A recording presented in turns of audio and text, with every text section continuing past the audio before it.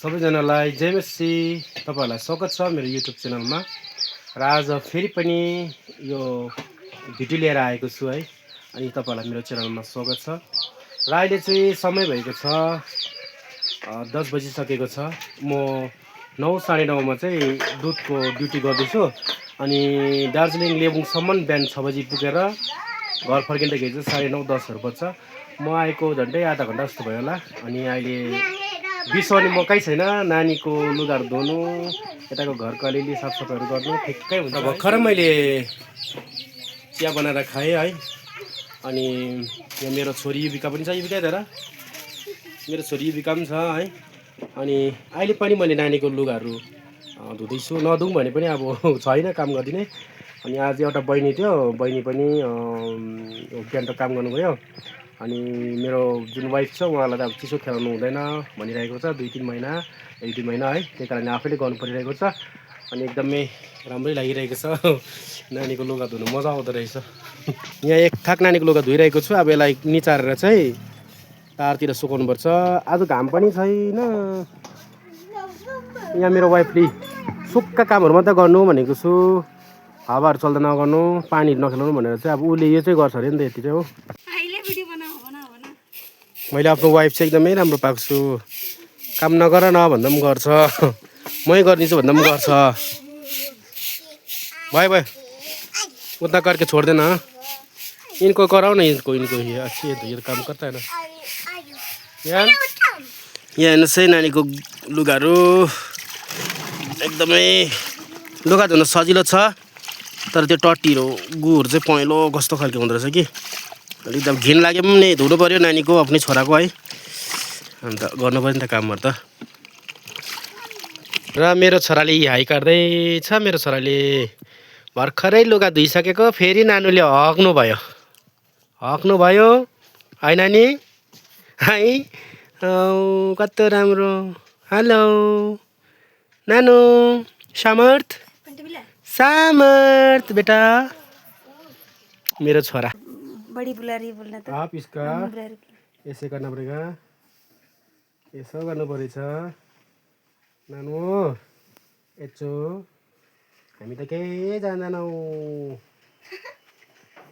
यसो यसो यसो हो क्या। पेन पेन पेन कहाँ छ?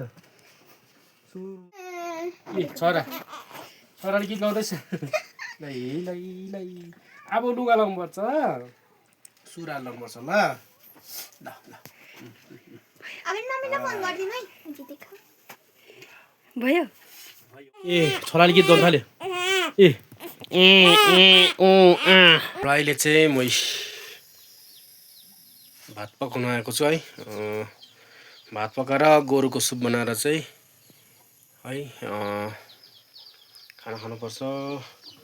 अन्डा पनि बनाइदिएको थिएँ। अन्डा चाहिँ यस्तो भएछ, कति लाटप्लुट उसिनो जानेन कि ज्यादा नुन हाली पठाइछु अन्डा उसिन्दाखेरि हो।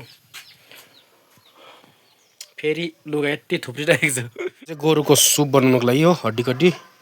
यहाँ चाहिँ टमाटर, लसुन, अदुवा के छ हो।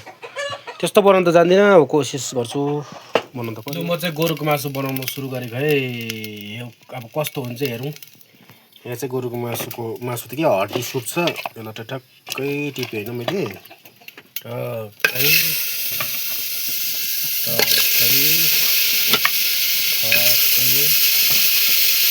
टक्कै हाल्यो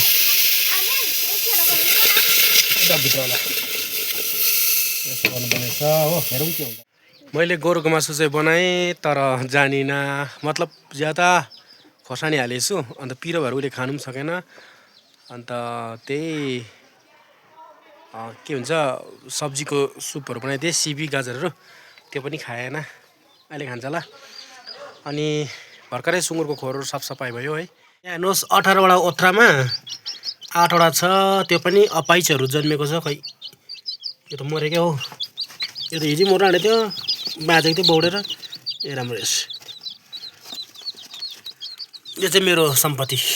चारो चाहिँ मैले अघि बनाएँ। यी सुँगुरको चारो यहाँ पनि छ, यो बिहानको लागि। यहाँ सपनाले काम गर्दैछ, नगर भन्छ गरिहाल्छ। रात पनि बढ्न आँटे। मेरो प्रपर्टीको नाममा यहाँ पनि छ है। दुईजनाले सुँगुर घट्टाघट खाँदैछ। खा खा खा न, भोलि त बिहान 10:30 देखि मात्रै पाउँछ। खा है डल्लै। यहाँ अलिकति छ, यिनीहरूले केही खाँदैन, खालि भात आँटा त्यति हो। ए दुईजना अलिकति ठुलो सानो छ, 3 महिना भयो यो दुइटा ल्याएको पनि। बदमास चाहिँ गर्दैन धन्न। यहाँ नानीको लुगाहरू सुकाइदिएको छु कोइलामा। यसलाई के भन्छ कुनि, ट्याब भन्छ। अनि यहाँ बोजू पनि हुनुहुन्छ। बोजू चाहिँ उल्टा पल्टी बोल्ने भएको छ, खै के बोलेको मै बुझ्नु सकिनँ। है बोजू। अनि यहाँ भित्र सट्ट जानुपर्छ। ए मेरो नानी दुइटै हात उचालेर सुतिरहेको छ। उड्छ है भाइ। भर्खर म पानी गरम गर्दैछु नुहाउनुको लागि के। सुँगुरको खोरमा बसेकोले सुँगुरै गनाउने भइसक्यो। नुहाइदिए गर्नुपर्छ, त्यसपछि खानपान बेलुकाको लागि होइन। हुन्छ आज यति नै है भिडियो। फेरि हामी भेट्नेछौँ है त। हुन्छ बाई बाई सबैजनालाई, जय मसी।